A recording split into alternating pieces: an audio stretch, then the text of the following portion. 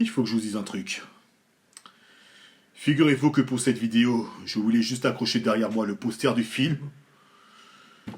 Et je crois que je l'ai perdu en chemin du retour. Tout ça parce que je suis rentré à vélo. Misère. Mais bon, en dehors de ça, et encore une fois, Génération Club Dorothée est fière. Non! On a déjà fait cette réplique! Oh, fichier! Non, sans déconner, c'était super. Franchement, j'ai beaucoup adoré. En fait, je m'attendais vraiment à un épisode de Nicky Larson normal, constitué de tous les ingrédients qui constituent un épisode normal de Nicky Larson, mais en 1h40, mais du pur bonheur, quoi. Tout d'abord, permettez-moi de m'excuser pour les ratums que j'ai fait dans la précédente vidéo. En fait, je pensais qu'il n'y avait qu'une seule séance, mais j'ai fini par découvrir après que le film sortira le 13 juin. Voilà, en gros, ce que j'ai vu, c'était une avant-première. J'avais pas capté ça du tout. Donc encore une fois, veuillez m'excuser. Mais à coup de pas. Mais j'ai déjà dit ça aussi, je pense. Dans ce nouvel épisode de City Hunter d'1h40, il y a beaucoup de détails qui m'ont plu, tout comme qu'il y a peu de choses qui m'ont assez dérangé en fait. Mais bon, je vous expliquerai pourquoi. Première chose, il faut que vous sachiez qu'on a vu le film en VF. Ça fait toujours plaisir d'entendre les voix françaises de Nicky Larson, de Laura Marconi, et il y a même Philippe Lachaud qui a doublé un personnage. Ça, c'est magnifique. De plus, avant la diffusion, on a bel et bien vu les deux Nicky Larson en personne. Je m'en doutais pas du tout, mais pas du tout du tout. Ça me fait très très plaisir. C'est énorme, c'est incroyable.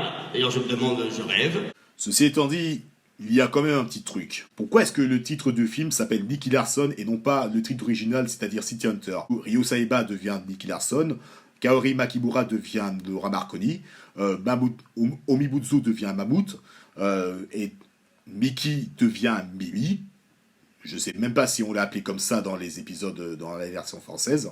Alors que dans les 6 précédents films, sauf un, tous les personnages se font appeler par le nom originaux. Mais bon, je suppose que c'est pour la nostalgie du Club Dorothée qu'ils ont mis ça, donc perso, tant que la qualité du doublage suit, moi ça me va.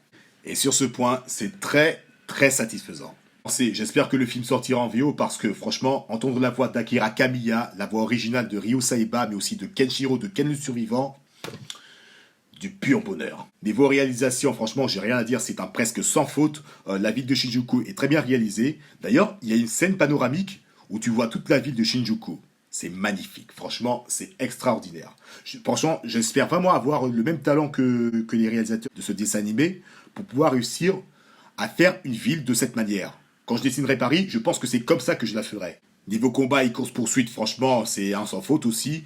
Donc, mis à part la scène où Ryo, à un moment, il court sur un mur, genre Sonic qui court sur un looping. Ça fait bizarre un peu, mais bon, pourquoi pas. Franchement, c'est pas trop grave. Mais pendant les combats, franchement, c'est vraiment extraordinaire. C'est plutôt bien chorégraphié. Et quand Ryo donne un coup de poing comme ça, t'entends vraiment le coup.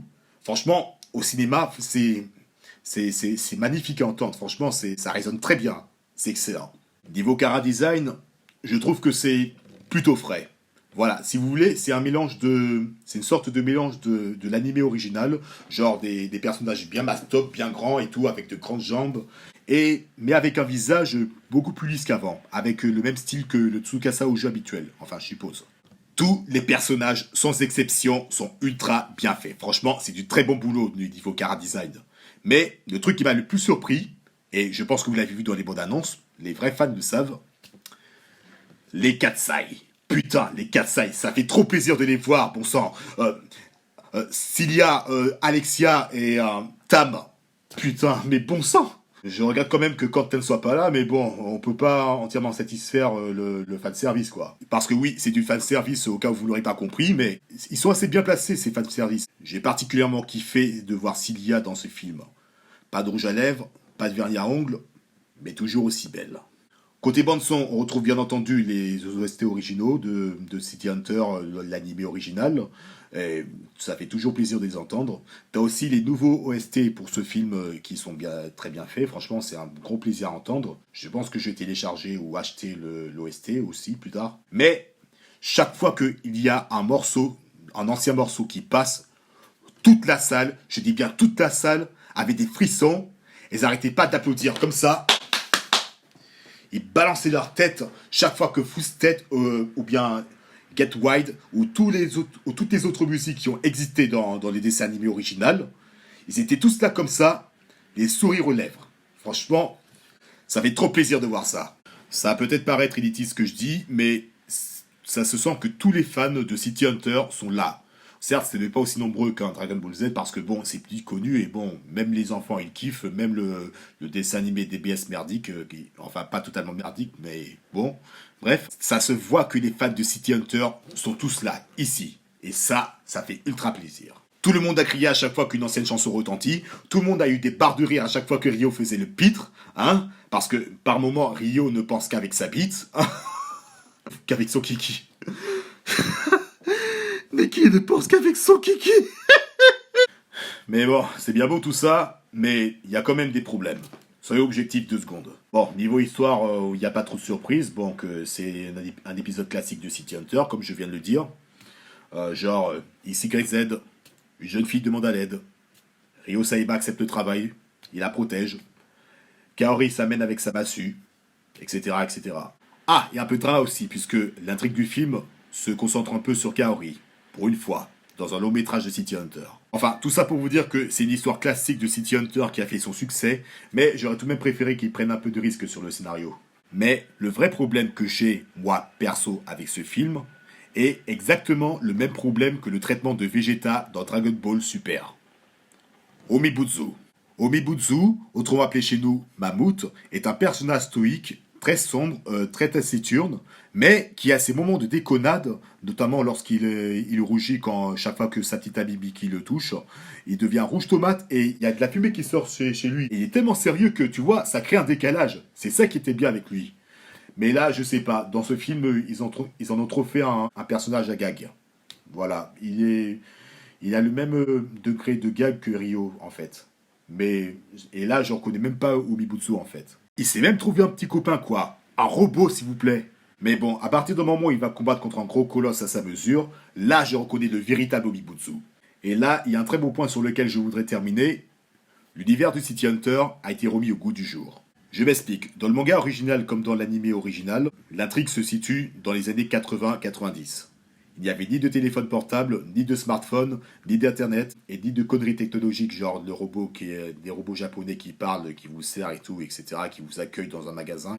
Dans Private Eyes, tu retrouves tout ça. Sans compter les thématiques qui sont assez bien abordées, genre la contemplation, genre Nicky Larson, Ryo Saiba, mais c'est pareil, contemple Shizuku. Tout le monde dans cette ville adore Shizuku. Donc tu contemples la ville comme ça, comme je l'ai dit précédemment. Comme nous, Parisiens, nous contemplons Paris. Nous aimons vivre là-dedans, nous aimons regarder les immeubles haussmanniens, nous aimons regarder le fleuve, tout ce qui concerne Paris en fait. C'est extraordinaire comme ça nous parle, nous autres, les spectateurs. Et il faut parler aussi des problèmes de société qui nous parlent à tous, puisque il se passe un truc assez grave dans une rue.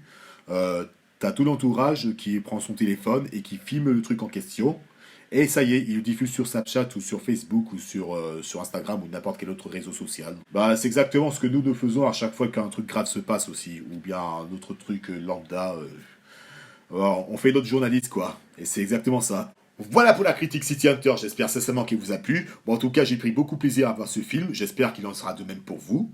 Le jour officiel où le film sortira, c'est-à-dire le 13 juin, j'espère que tout fan de City Hunter que vous êtes, vous allez le regarder, et c'est impératif même. Et s'il y a un pote à vous qui vous demande « Mais c'est quoi City Hunter ?» Vous l'attrapez par le bras, vous le prenez avec vous, et après, vous l'emmenez au cinéma voir ce film, et vous lui demandez ce que vous en avez pensé. Bon, il peut aimer ou ne pas aimer, ça c'est une autre question, mais au moins vous l'avez fait découvrir ce qu'est City Hunter. Et faites-lui aussi découvrir le film live aussi parce que c'est un régal aussi, je le répéterai jamais assez. Comme qui dirait un pote à moi, un grand moment du Nutella. Et encore une fois,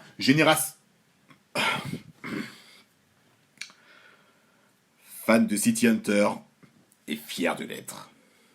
Merci à tous d'avoir regardé cette vidéo jusqu'au bout. J'espère que cette critique vous a plu. Comme d'habitude, on n'hésite pas à s'abonner à la chaîne, à me suivre sur Instagram, à activer la cloche pour ne manquer aucune de mes vidéos. Et on se retrouve très bientôt pour une prochaine vidéo. Et d'ici là, portez-vous bien. Ciao.